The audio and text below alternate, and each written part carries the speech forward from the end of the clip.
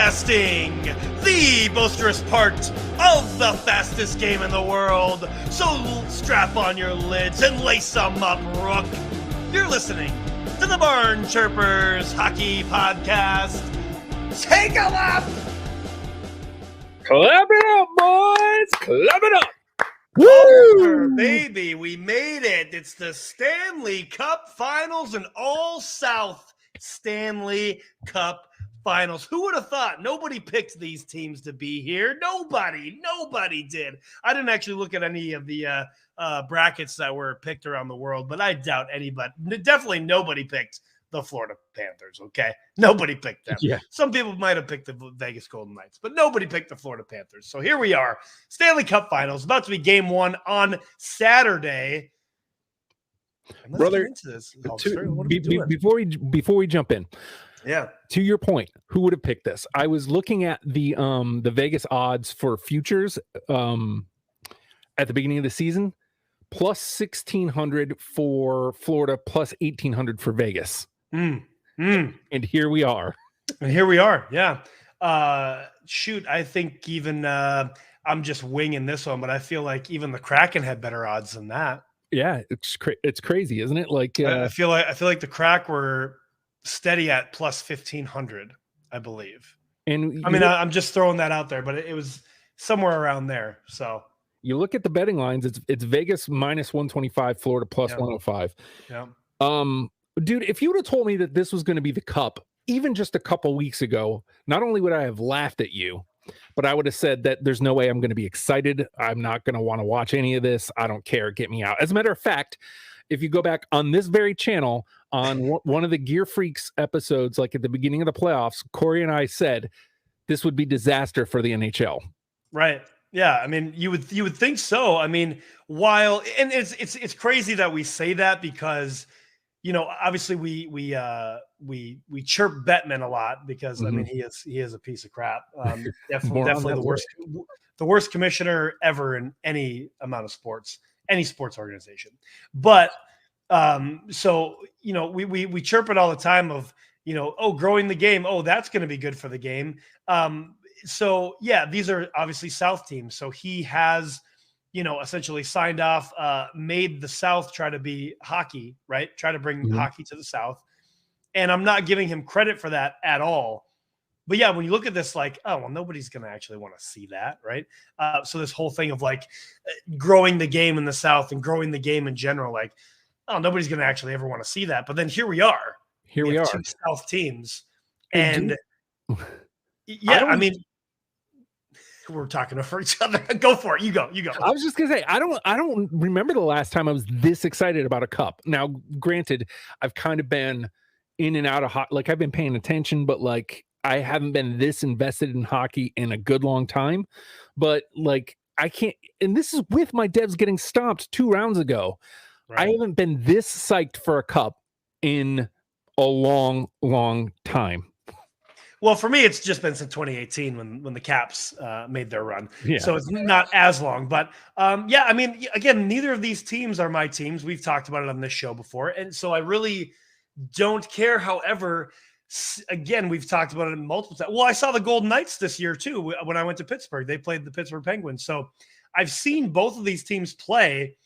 I've seen the Panthers play, as I mentioned before, in – 2 terrible games. Yeah. Terrible games.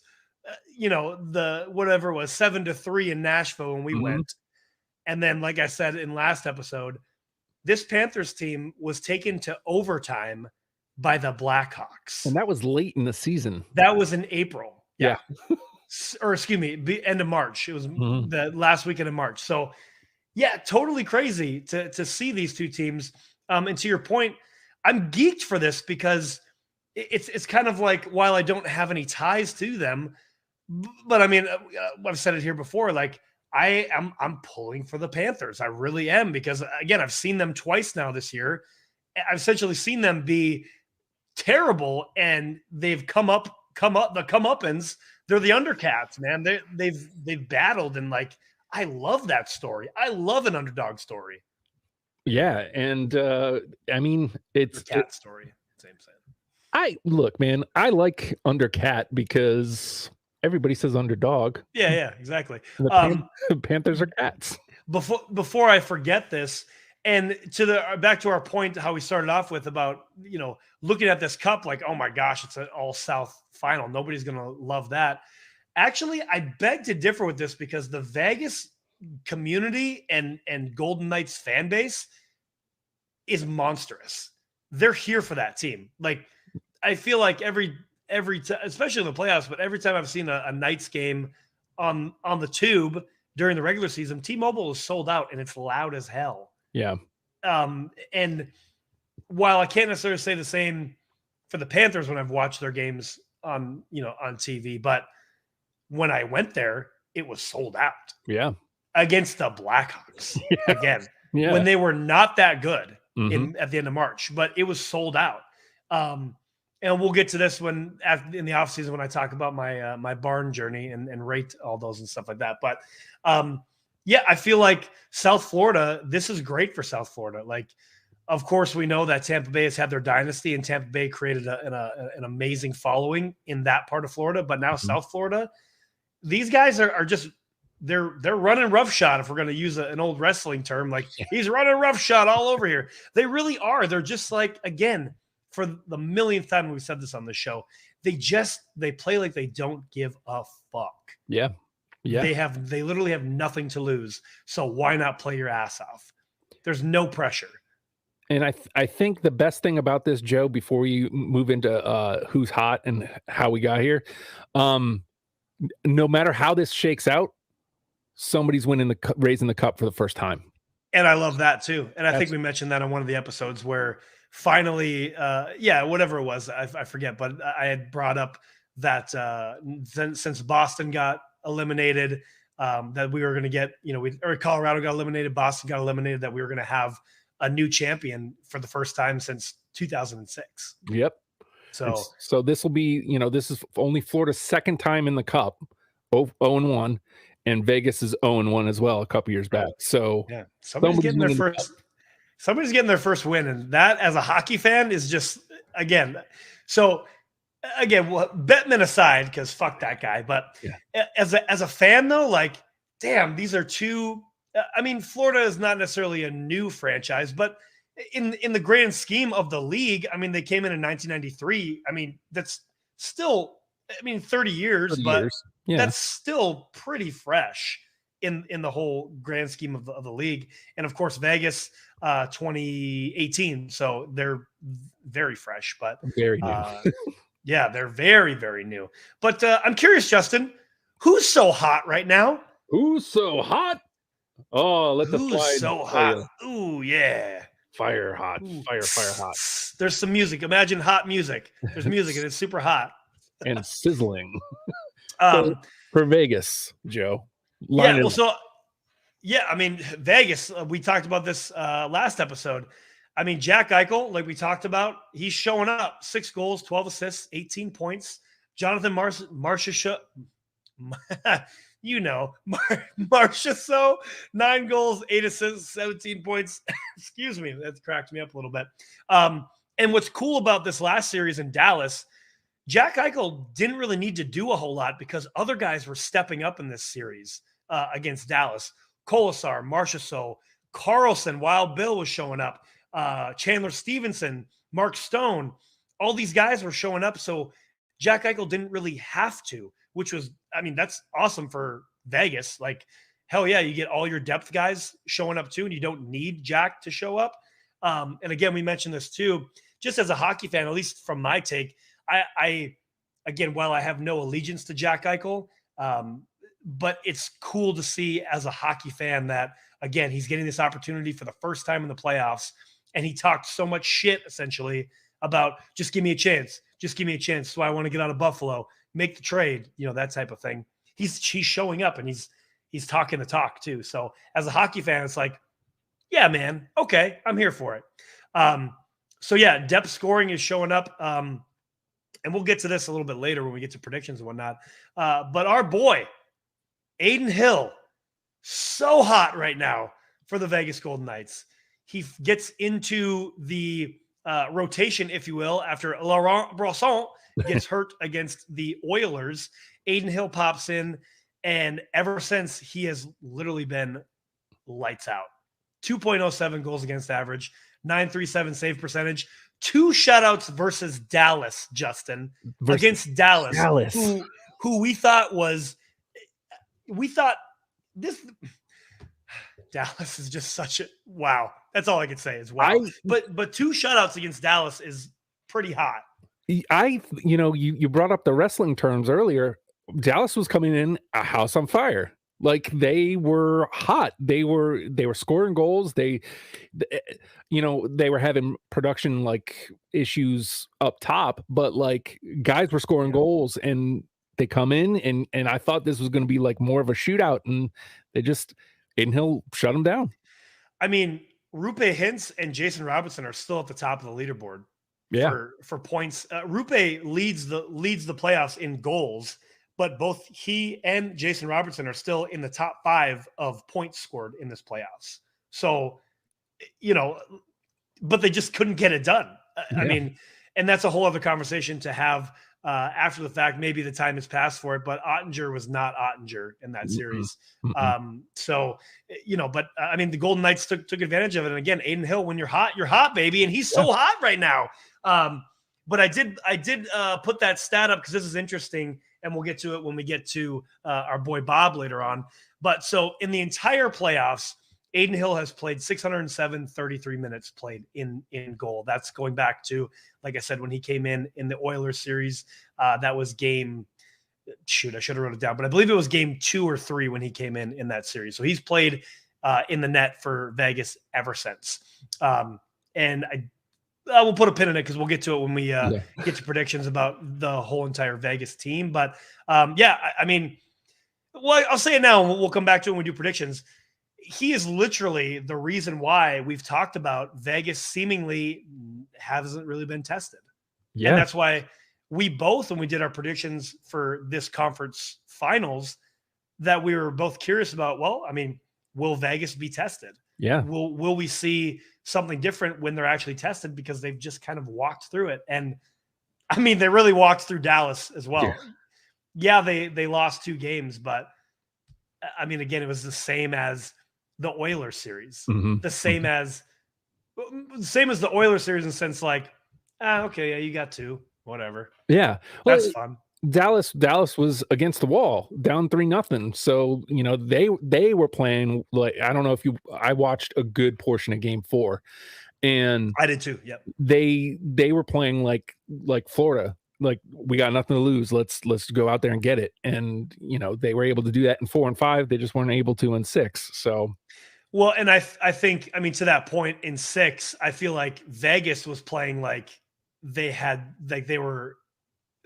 played an elimination game. Vegas played an elimination game in game 6. Dallas was like they were about to have 5 more games to play or something. Yeah. They did not show up to me. I mean, that's a whole other conversation. But again, we'll get to this, I guess, in the predictions. But I'll just kind of leave this as like a teaser. Maybe it's not even that Vegas hasn't been tested yet. Maybe it's just that Vegas is this damn good. Yeah. And they are just walking through everybody because they are this damn good. It's not that they haven't been tested. They have been tested, but they're just so good that they're making it seem easy. Let's bring wrestling into it again. They're Randy Orton, baby. They're just so silky smooth. Yeah, man. Even though they're working hard, even though every little thing that they do, but it just looks so easy when they're doing it. So maybe that's the thing, but that's just my hot take, if you will. Hot take. But I'm curious. We do have another team in this Stanley Cup final. The Florida Panthers, as we said, the Undercats, baby. Yeah. Matthew Tkachuk.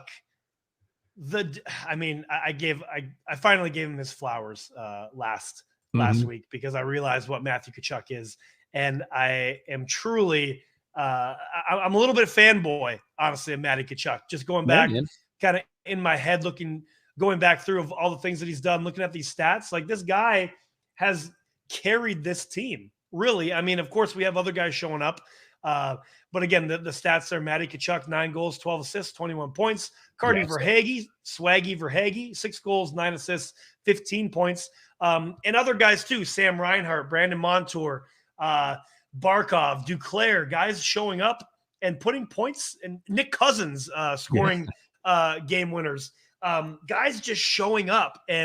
But I really do believe that, like, this is kind of like Matty Tkachuk's team, really. Obviously, Barkov is the captain, but I really feel like this Florida Panthers team kind of goes how Tkachuk goes, or as you coined it last week, clutch.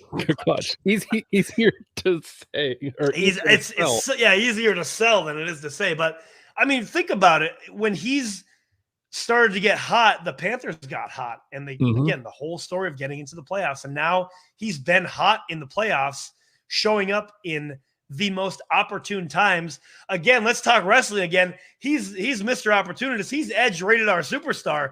He's taken advantage of every single opportunity he's given, and that is really bringing this team to where they're at. I mean, he eliminated the Canes all by himself. I mean, we won't say that. But he might as well have eliminated the Canes by himself, because he really did. I mean, in 3 of the games, it was on the puck was on his stick. So, I mean, I'm here for it. Like, I'm totally fanboying over it now. I know earlier in this podcast, which is 6 episodes ago, I was essentially get off my lawn type, and I wanted to fight him. No, I want to make Matty Tkachuk some dinner, a nice steak dinner, and like, sir, pass on some of your greatness. How can I get some of this greatness from you? So it's I think it's Matty Tkachuk's team, and he's leading them the way, but he can't stop the pucks, Justin. No, he can't. But a guy that can, and a guy that has. Where the fuck did Bob come from? I don't know. He just remembered. Like, we keep saying this over and over again every single week. I'm sure people are tired of hearing it, but I am not tired of saying that Sergei MF Bobrovsky is worth every single penny of that $10 million contract that he has, because this man has literally, I know I've made a reference to Matty Tkachuk, but without Sergei Bobrovsky, I truly believe the Panthers would not be in this position. Absolutely not. And our boy, 2.21 goals against average, 0.935 save percentage. He got that 1-0 shutout versus Carolina. Here's the biggest stat that I wanted to bring up and why I put in minutes. In the entire playoffs, Sergei Bobrovsky has played 894 24 minutes played. Woo. Think about that. Woo. He has played nearly 5 full games more than Aiden Hill has. Yikes. By 286 hours, 91 minutes, basically, right? So, bro, he is standing on his head. I mean, that mostly comes from that 4 overtime game that they had with Carolina. But still, to be able to still be at the top of his game after that was the first game of the conference finals. So to do that, and then they had a day off and then a travel day, but that he's losing 10 to 15 pounds from what he says in a normal game. In a 4 overtime game, I didn't look at it, but he probably lost 30 pounds. Yeah, man. With just all that gear and sweat and whatnot. And also to that point, and same thing with Aiden Hill, while they haven't had to, they've only had to go to 2 overtimes, the Vegas Golden Knights. So while both those goaltenders have, they're playing the whole game, they don't get to sit, right? They get to chill, but they're playing the whole game. So Bob, in those, almost 9, it's crazy to say, 900 hours, right? Essentially almost 900 hours. This guy's standing up. Yikes. I'm sorry, not hours, minutes. I'm sorry, I said hours, minutes. 894 minutes, 24 seconds. That's what I meant by that. I totally misread my own writing. It's not hours, it's minutes. That's still 5 full games more than Aiden Hill. Sorry about that. That's a misspeak. But they're still standing the whole time in that net. So for him to still be on top of his game while doing all of that is so impressive. So our boy, Justin, Sergei Officer Bobrovsky. Bob. Not even gonna say Captain Bob or Officer Bob anymore. He's earned he's honestly earned my respect back. Yeah, We dude. gave him a lot of shit over definitely this year, but over the last couple of years. But no matter what happens, like he's got my respect back. Even if he goes back to shitty next year, you have my respect for real. Like he's doing something insane. For somebody who was giving up seemingly routinely 5 goals a game, like that became the meme for us. Exactly. Yeah. I'm going to give up 5, and then hopefully the team can score 6. Yeah. If they do, they'll win, but they got to score 6, maybe 7, because one will probably go in the last minute of the game. But yeah, he's doing something amazing right now. So we're here for it. We'll touch on it again when we get to predictions. But again, he's definitely 1A reason why the Florida Panthers are where they're at. So props to that. And I wanted to mention, so West Coast versus East Coast, they don't usually play each other that often. Right. They did play each other 2 times this season. The first meeting was in Vegas on January 12th, 2023. Vegas won that game 4-2 over Florida. And they played in Florida later on in March, I believe. I got my stats in front of me here in the slideshows in my way. March 7th, March 7th. So and then Florida won that one. So their series split 1-1. But I do have a couple interesting stats for this game, both these games, Justin. Do you know who was playing in net on those games? Was it Logan Brosson? Nope, it wasn't him. Was it Spencer Knight? Close, but nope, it wasn't Spencer Knight either. Right, I give up. No. Oh, well, in both of these games, as a matter of fact, for the Florida Panthers, in net, Sergei Bobrovsky. Wow. In net for the Vegas Golden Knights, Adin Hill. Even less likely odds. In both these games, these guys played. Sergei Bobrovsky and Adin Hill faced each other in those 2 games that were played this year. And the other interesting stats, I mean, I'm just going to run through it real quick. The usual suspects, though, guys that we've already talked about that are scoring now in the playoffs, well, they were scoring in these games too. In that first game in January, Florida's goals were by Nick Cousins, assisted by Ekblad and Luster-Reining. Reinhart scored, assisted by none other than Matty Kaklutch and Barkov. And then Vegas's goals were by Roy and Kolesar. Jack Eichel got assisted from Korzak. I don't even know if he's on the playoff team anymore. And then Carrier and Kolesar, and then an empty netter by William Karlsson. So the usual suspects in that first game scoring, and they're still scoring now in the playoffs. Shots on goal that first game, 39 for Florida, Vegas 33. So it wasn't just 17 to 19 shot campaign. No, they were peppering the net. So both these goalies were stopping a lot of pucks. And for a 4-2 win, that's still, I mean, at that point it was Bob. It was 4 goals. Well, 3 because there was an empty net. So like that was actually not a bad outing for him. 3 goals, like that's not bad. In that second game, I'll run it through real quick. Again, Bob versus Adin Hill. Goals for Florida were by Lomberg, assisted by Mahura, and then Barkov, assisted by Duclair and Cousins. Again, usual suspects. Vegas's lone goal by Shea Theodore. Or excuse me, not Shea Theodore. Shea Theodore. Yeah. And then assisted by Jack Eichel and Riley Smith. So again, usual suspects. Again, high shooting campaign there. Florida 34, Vegas 23. So Bob had a little less shots and he only let 1 in. So he was starting to turn things around there. Seemingly, obviously, when I saw them at the end of the month when they played the Blackhawks, not so much. But so yeah, they split the season series 1-1 and a lot of shots, and your usual suspects were scoring then. So we imagine, right, that the same usual suspects are going to keep scoring when we see this starting in game 1. So I mean, that was the most interesting thing to me, though, when I looked into that, when I was looking for these stats. Like, okay, I'm sure they played at least once because everybody plays everybody at least once with West Coast, East Coast trips.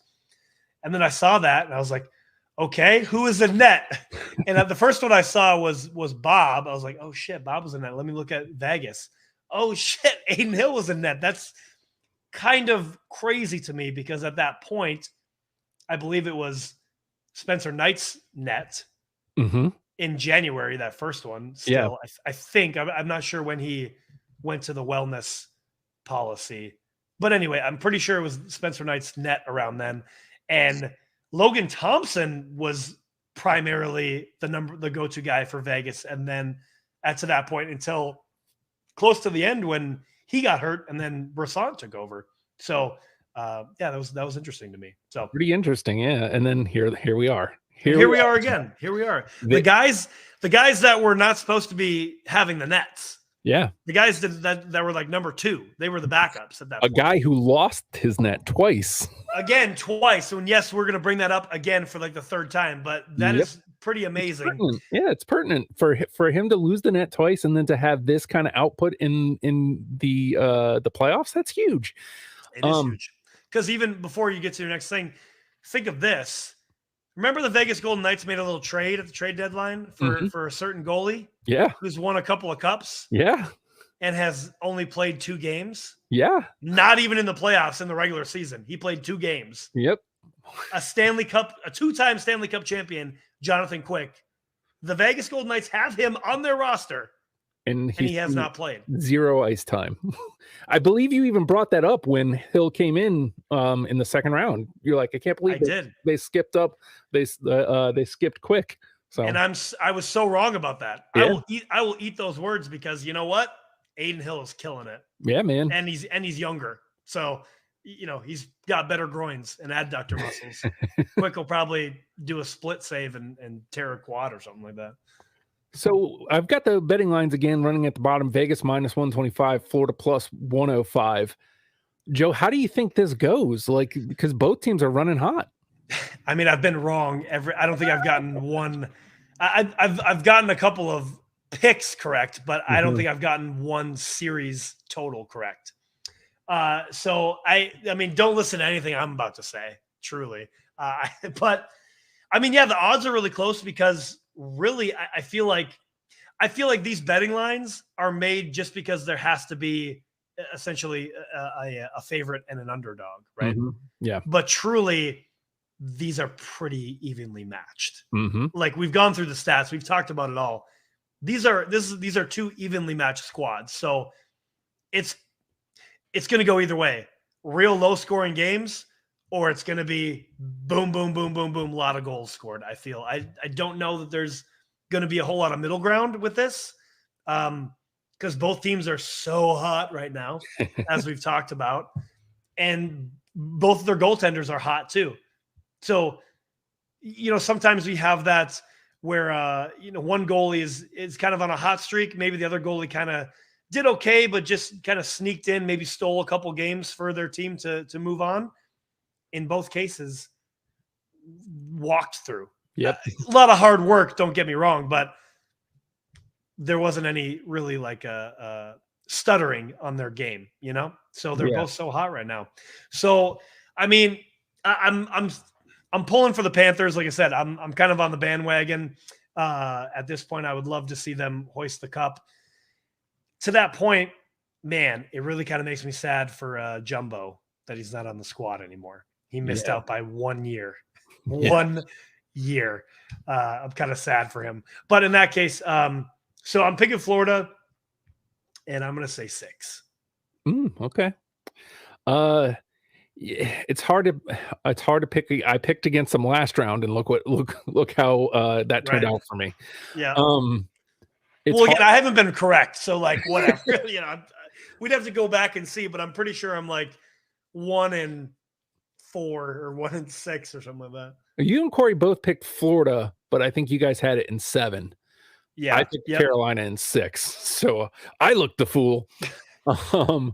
It's hard to bet against. It's hard to pick against Florida for what they've gone through, but like you said, I've been undercutting Vegas.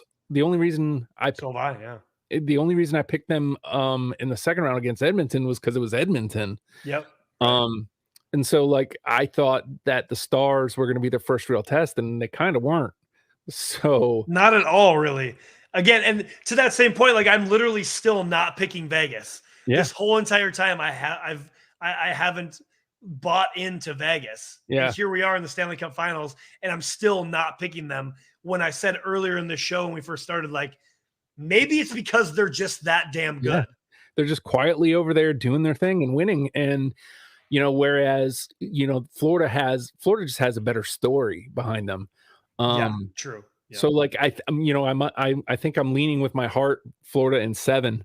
But I got to be honest, like, and again, if you would have said this at the beginning of the year, Justin, you'd be happy to see Vegas versus Florida and be cool either way, I would have called you nuts because I hated Vegas and crazy. But like, nah, dude, like I'm actually pumped. And I honestly, we're getting a new cup champion either way. And I hope it does well. And in all honesty, I hope that's why it goes to 7. Just more hockey for me to watch, more hockey for people to hopefully catch on to, because you know what, these a sweep and a 4-2 where they weren't really close. I did say that they were going to perform for you. They were going to put on a show, and they did. Yeah, both series were shows. Not the way I thought they were going to be, but they were both. All 4 teams put on some sort of show for you. For sure, yeah. And this cup promises to be no different. I agree. If Vegas, or I mean, if Florida wins, I don't see them like stomping Vegas. I don't think that's happening. I don't think that's, not that it's not possible, of course, but I don't see that happening either. Did I miss it? Did you pick with Florida? Florida in 7. Okay, yeah. I thought that's what you said, but I just wanted to make sure. So we're all picking Florida because Corey said Florida in 6, right? Did he? I think he said Panthers in 6. Pretty sure he said that. Okay. So we're all picking Florida. Again, just going back to it, and I've made mention of it, and I'm mentioning it again. I mentioned how maybe just that Vegas is that damn good, and we've been overlooking them because they haven't been tested, because they're probably just that damn good. Yeah.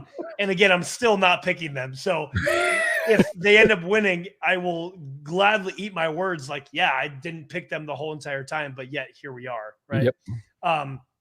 I didn't touch on it at the beginning there when we were talking about stats, but in the playoffs, of course, Vegas is the number 1 seed. They won the Pacific. Carolina is the wild card 2 seed. So basically the 8th seed out of the East. So 1 versus 2. And I'd have to look at the actual points, but Colorado might have had 1 more point than Vegas. So they might not be a true 1 seed, but Vegas is 12-5 in the overall playoffs. Panthers are 12-4. So Ooh. 1 less loss by the Florida Panthers, if that means anything. But yeah, man, I think I honestly feel that watching this cup when it's the deciding game and whoever wins the game, and I do hope it's in an exciting fashion. I don't necessarily want that elimination game to be, well, like how Vegas destroyed Dallas 6-0. I don't want to see that.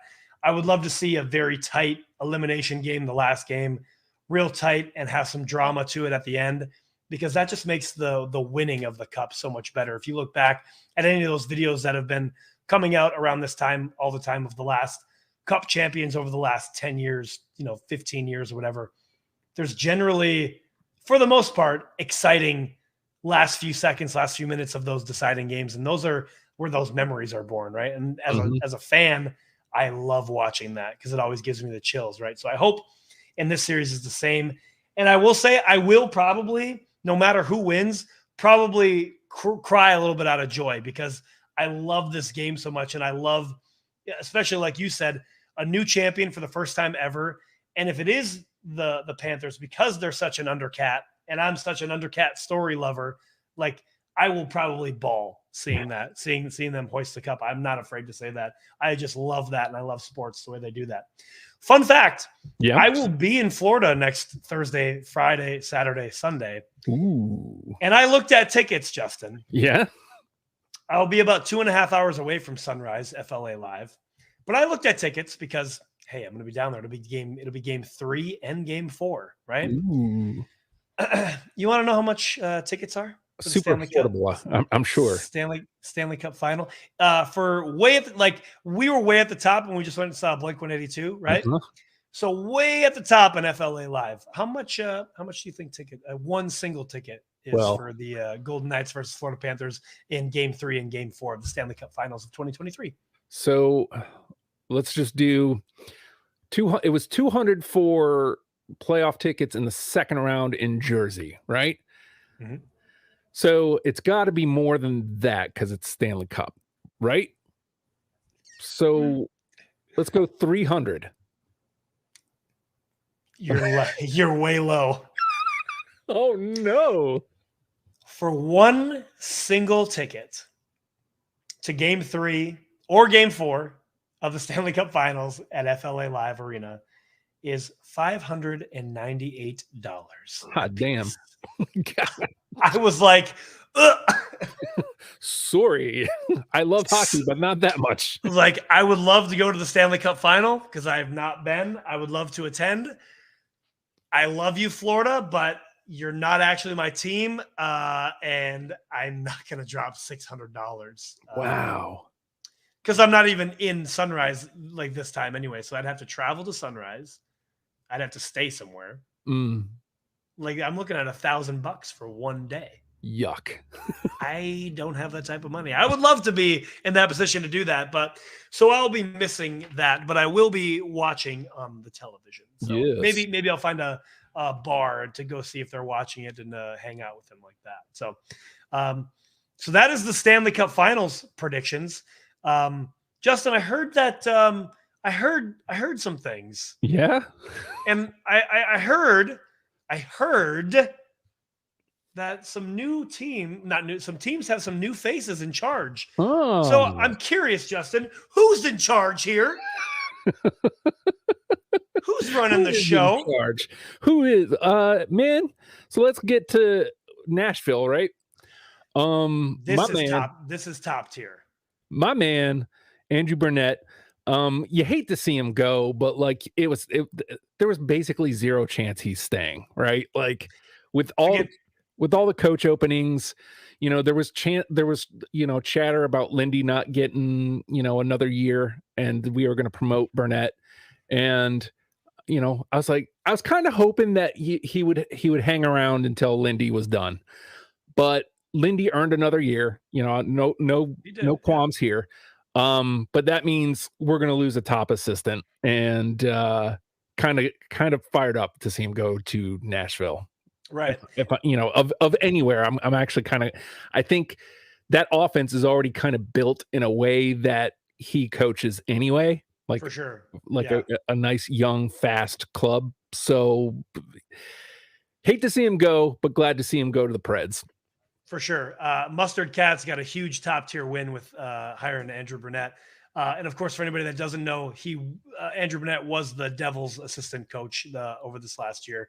So new head coach for the Mustard Cats, Andrew Burnett. And let's not forget, Andrew Burnett did bring the Florida Panthers their President's Trophy last year by being the head coach when he stepped in as interim head coach when Joel Quenneville left because of the whole Chicago Blackhawks scandal. Yeah. So let's not forget that he has a pedigree of being a great coach. He can turn a team around and make them a President's Trophy team. So I think this is great for the Mustard Cats. Like you said, they have a pretty young team and some veteran players hanging around there.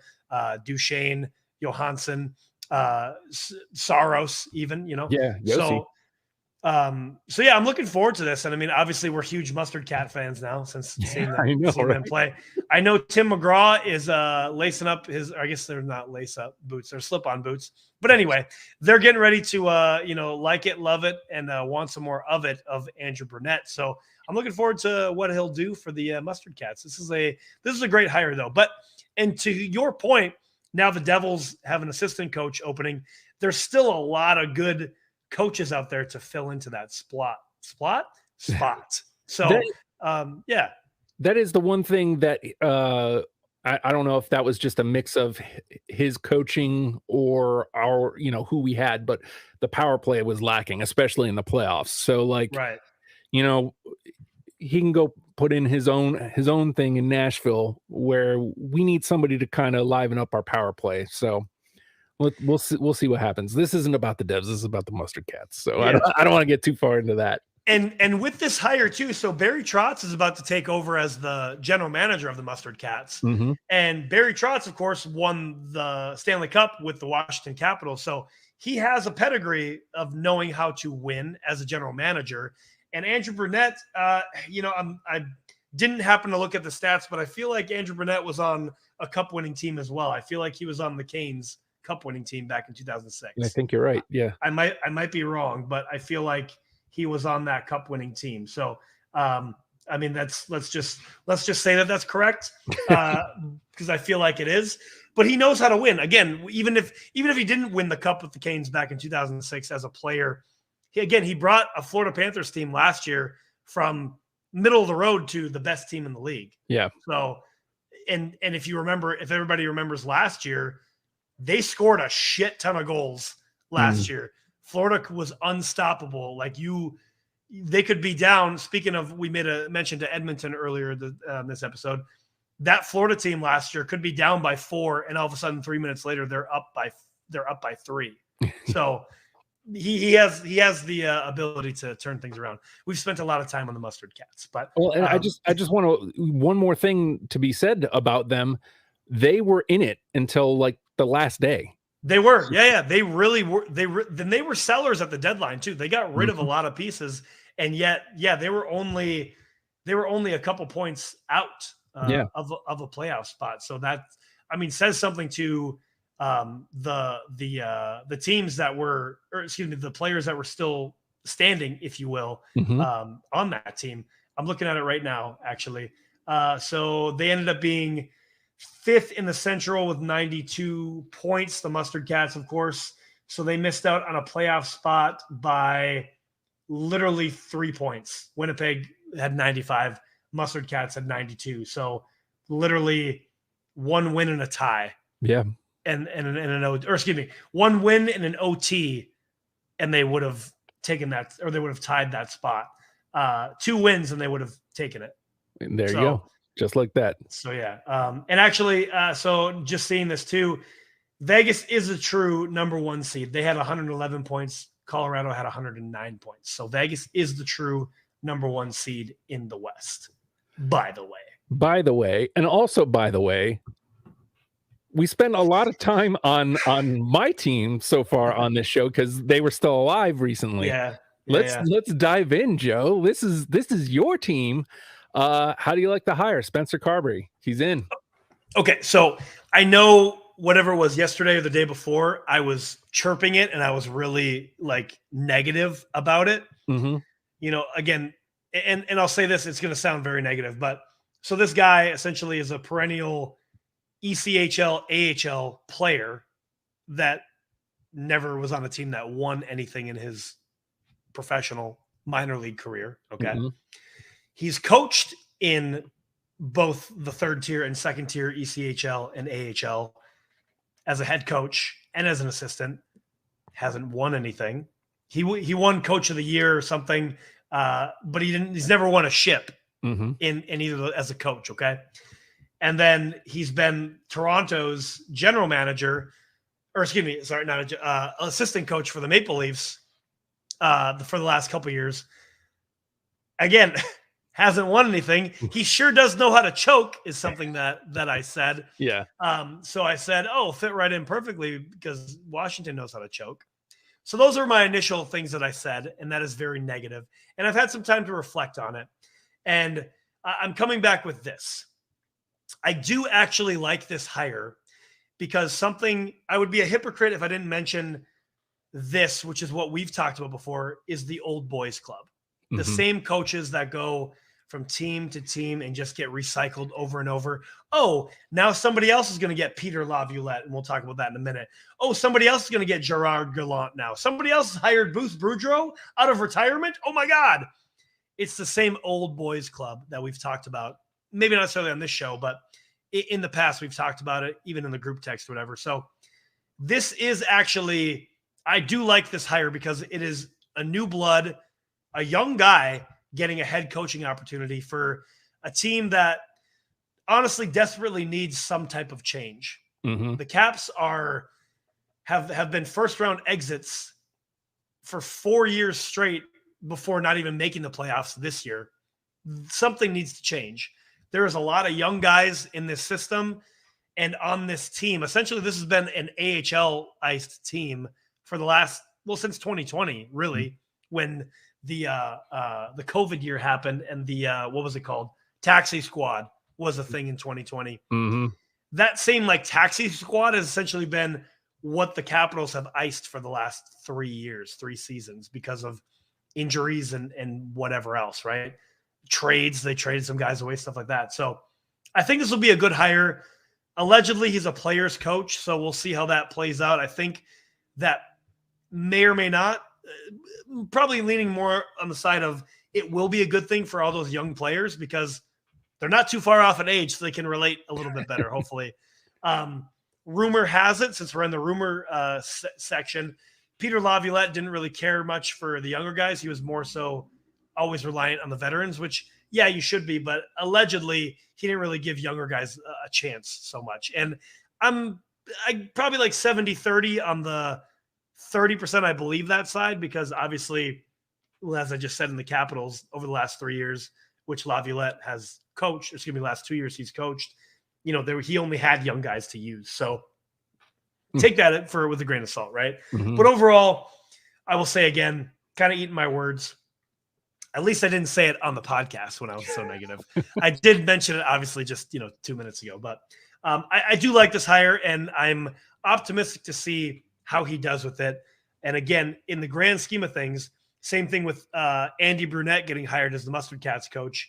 New blood, getting rid of the old boys club, because, again, we see the same coaches over and over and over again. Like, get out of here, retire.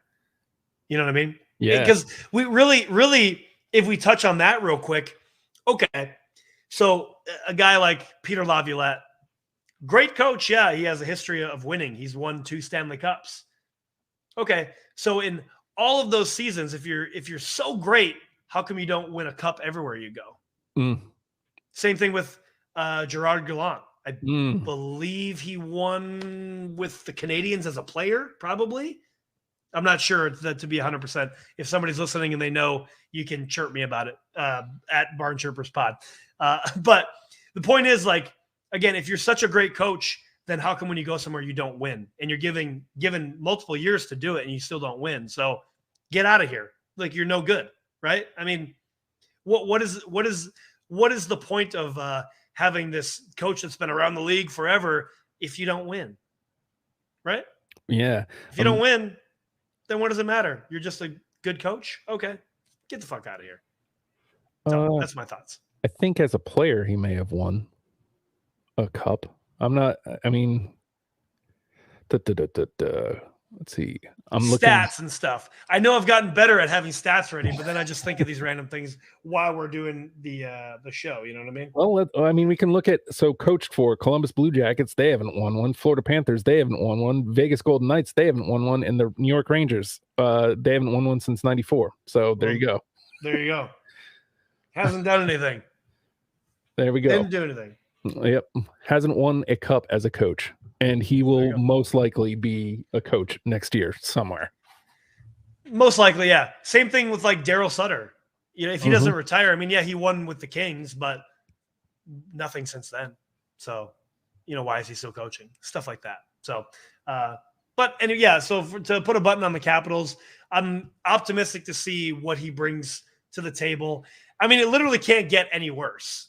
Legitimately, since winning the Cup in 2018, they have been the worst team to watch since then, because they've been first round exited and then they didn't even make the playoffs this year. So that's fucking embarrassing.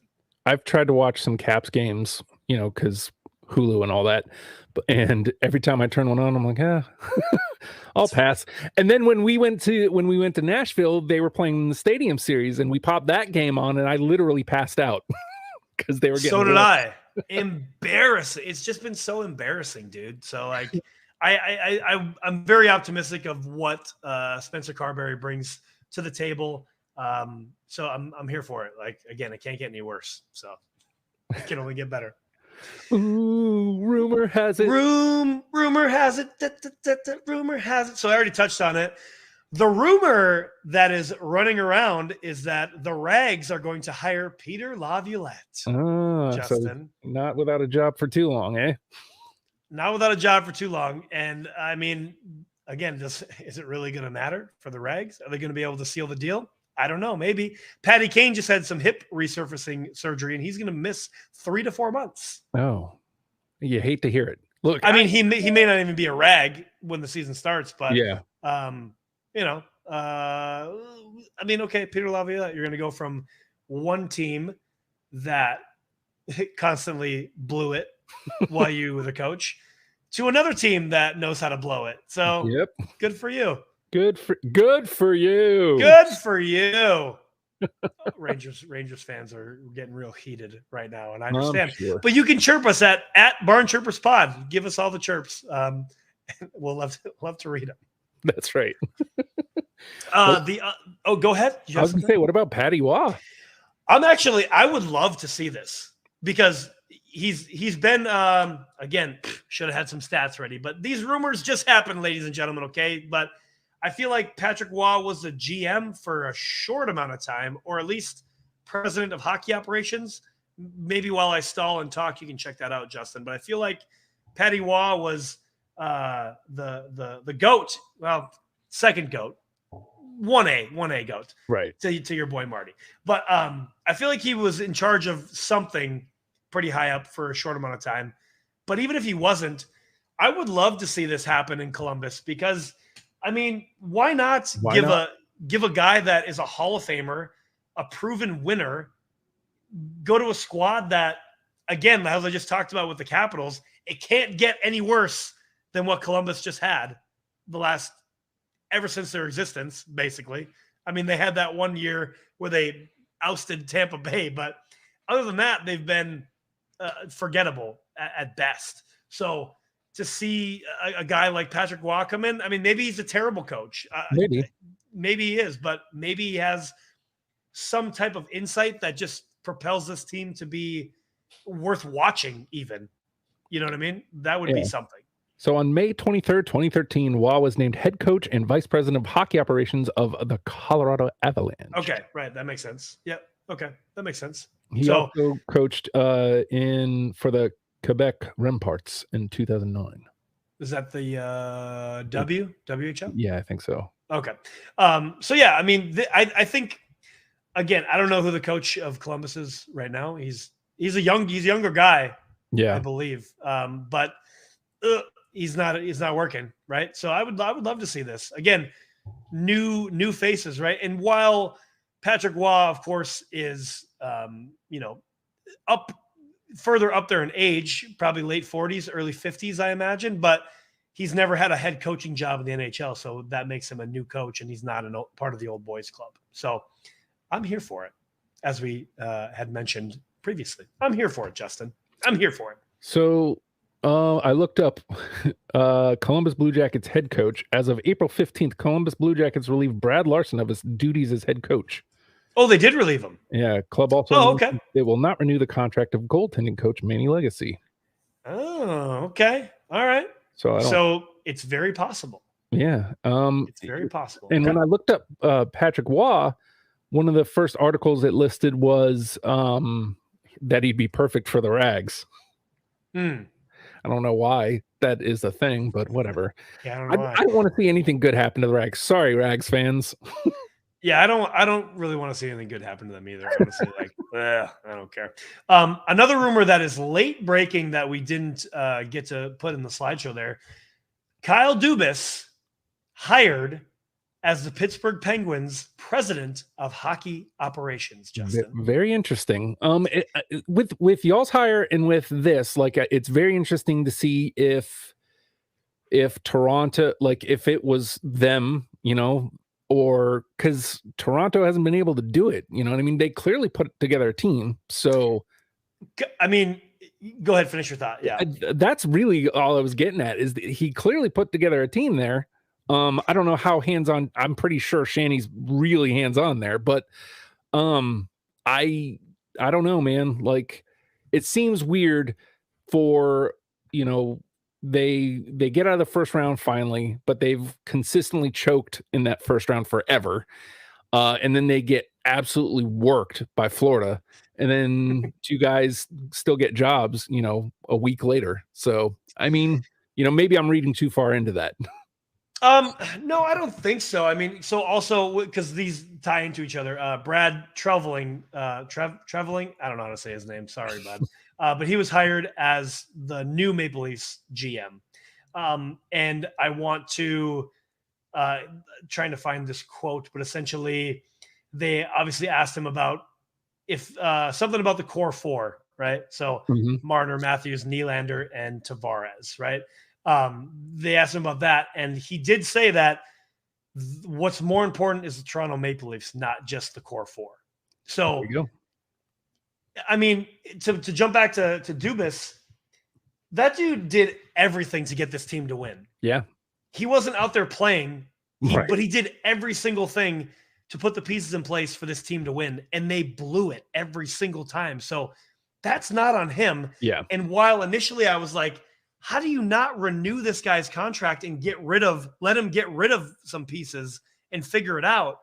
But honestly, if I was Kyle Dubas, I wouldn't want to be extended in Toronto anyway, because it's like, I've literally given you guys everything for 7 years and you still couldn't get it done, you bunch of losers.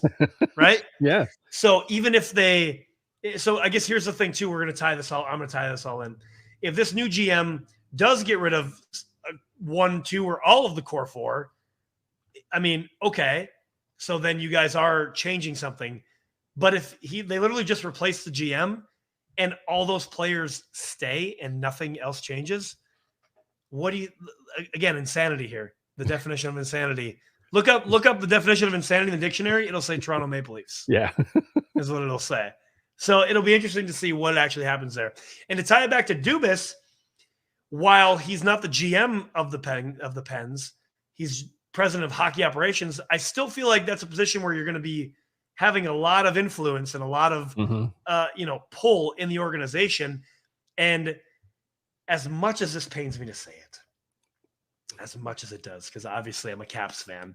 We all hate But shout out to Tina, if you're listening. Maybe you are, maybe you aren't. Love you so much. Obviously, they are a Pens fan. So I hate the Pens so much, but I love you. But the point is, I totally feel, I will put a stamp on this, the Pens will not miss the playoffs next year.